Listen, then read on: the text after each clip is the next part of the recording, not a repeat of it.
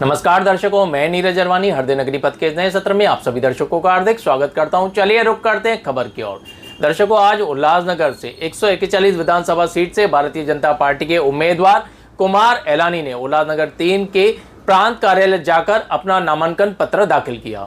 हम आपको बता दें, इसी नामांकन पत्र के चलते कुमार एलानी ने आज उल्लासनगर की जनता को शक्ति प्रदर्शन दिखाने की भी कोशिश की। जी हाँ, कोशिश शब्द का प्रयोग हम लोग यहां पर इसलिए भी कर रहे हैं क्योंकि भारतीय जनता पार्टी से जुड़े घटक दल शिवसेना, शिंदे गुट के काफी सारे नेता, काफी सारे पदाधिकारी इस शक्ति प्रदर्शन में नदारद दिखे। वहीं दूसरी ओर भारतीय जनता पार्टी का दूसरा घटक दल राष्ट्रवादी कांग्रेस पार्टी, अजीत दादा पवार के भी काफी सारे नेता, काफी सारे पदाधिकारी इस रैली में, शक्ति प्रदर्शन में पूरी तरह से नदारद थे। सुनने में यह भी आया है कि राष्ट्रवादी कांग्रेस पार्टी के जो अध्यक्ष हैं भरत गंगोत्री, वे कल खुद अपना नामांकन पत्र जाकर दाखिल करने वाले हैं।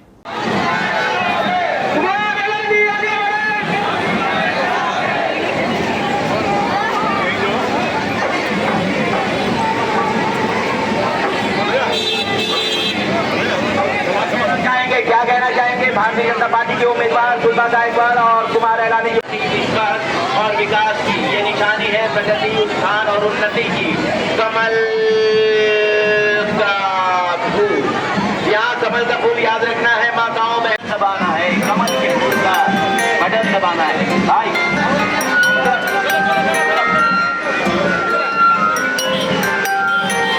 लेकिन बारवानी जी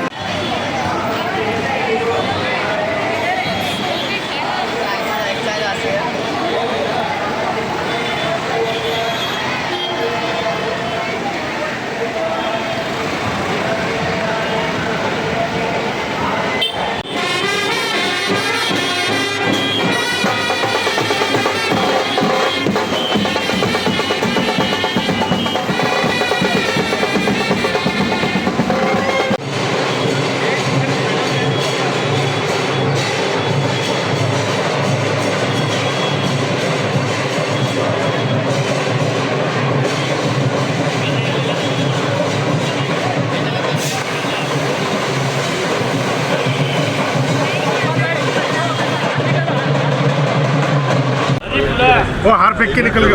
वो हार भी फेंक दिया, उधर हार फेंक दिया, हार फेंक दिया वो कमल का। वो हार फेंक के निकल गए। वो हार भी फेंक दिया, उधर हार फेंक दिया, हार फेंक दिया वो कमल का। चल या पुढे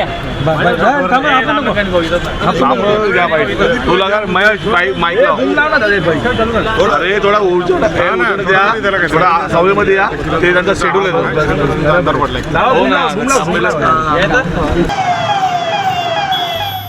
दर्शकों, जरा सोच के देखिए कैसे कुमार एलानी के शक्ति प्रदर्शन के चक्कर में एक मरीज जिंदगी और मौत से लड़ रहा होगा। यातायात में अटकी इस एम्बुलेंस को काफ़ी देर तक रास्ता नहीं मिला। क्या हुआ होगा उस मरीज़ का, ये तो भगवान जाने। क्या गुजर रही होगी इस मरीज के परिवार वालों पर, ये सोचने वाली बात है। दर्शकों, क्यों अक्सर नेता ये भूल जाते हैं कि जनता है तो नेता है। अब वक्त है नेताओं के सोचने का। तो ये देखा दर्शकों आपने किस प्रकार उल्लासनगर भारतीय जनता पार्टी के उम्मीदवार कुमार एलानी की ओर से शक्ति प्रदर्शन दिखाने की कोशिश की जा रही थी। वहीं दूसरी ओर राष्ट्रवादी कांग्रेस पार्टी शरद चंद्र पवार गठ के उम्मीदवार ओमी कालानी की सोच इस पूरे विषय पर अलग दिखी, कुमार एलानी से अलग दिखी। जी हाँ, एक ही दिन पहले ओमी कालानी ने ये घोषणा कर दी थी कि ओमी कालानी राष्ट्रवादी कांग्रेस पार्टी की तरफ से किसी भी रैली, किसी भी शक्ति प्रदर्शन का आयोजन नहीं किया जाएगा। कारण था, दिवाली है, व्यापारी अपने व्यवसाय में पूरी तरह से व्यस्त रहें, और दूसरी कि उल्लासनगर में अब दिवाली की स्कूलों की छुट्टियां घोषित हो चुकी हैं।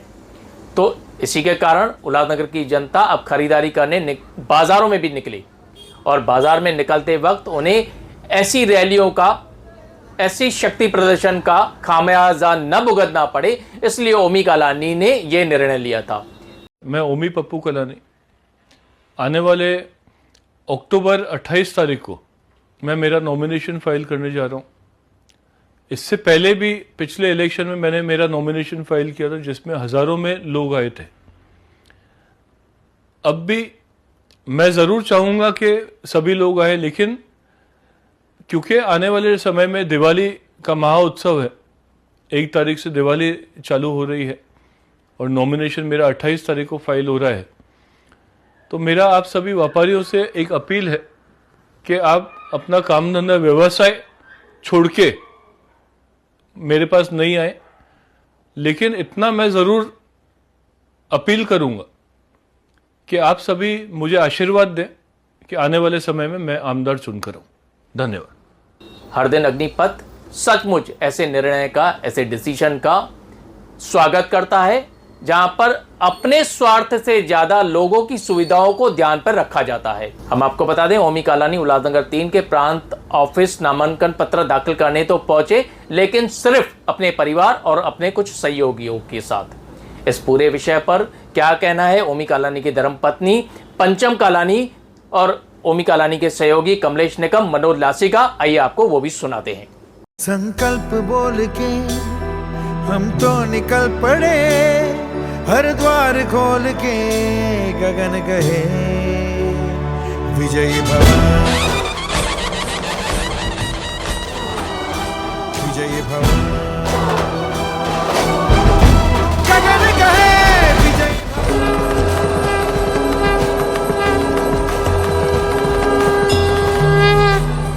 आज हमने नामांकन दर्ज किया है और हमने एक बहुत अच्छा डिसीजन लिया था। मेरे ख्याल से बहुत अच्छा डिसीजन था कि दिवाली का सीज़न है, ट्रैफिक है पूरे रास्तों पे, तो ये पूरे शहर के लिए एक नई राजनीति की शुरुआत ओमी कालानी के रूप में यहाँ पे देखने को आज मिल रही है। वो अकेले आए, परिवार के साथ आए, उन्होंने किसी को भी परेशान नहीं किया और इसका प्रतिसाद ऐसा मिला, सवेरे से लेके हजारों लोगों के, व्यापारियों के फोन आ रहे हैं, महिलाओं के फोन आ रहे हैं कि ये जो ओमी कालानी ने आह्वान किया है हमें ये बेहद पसंद आया।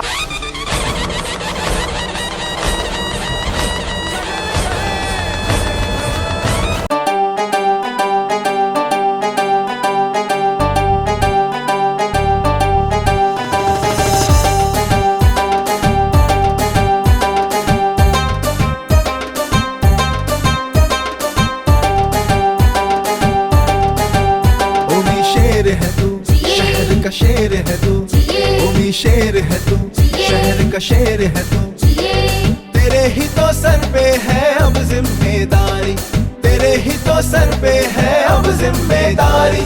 जिए जिए ओमी पप्पू कालानी, जिए जिए ओमी पप्पू कालानी, जिए जिए ओमी पप्पू कालानी, जिए जिए ओमी पप्पू कालानी।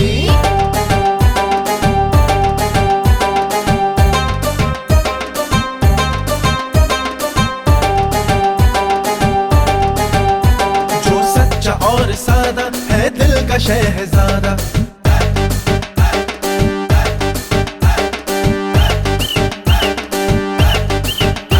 जो सच्चा और आज राष्ट्रवादी कांग्रेस पार्टी आदरणीय शरद चंद्र जी पवार साहब, शिवसेना और कांग्रेस के महाविकास आघाड़ी के उम्मीदवार आदरणीय ओमी कालानी जी का आज यहाँ पर एसडीओ कार्यालय में आकर, प्रांत कार्यालय में आकर उनका फॉर्म भरा।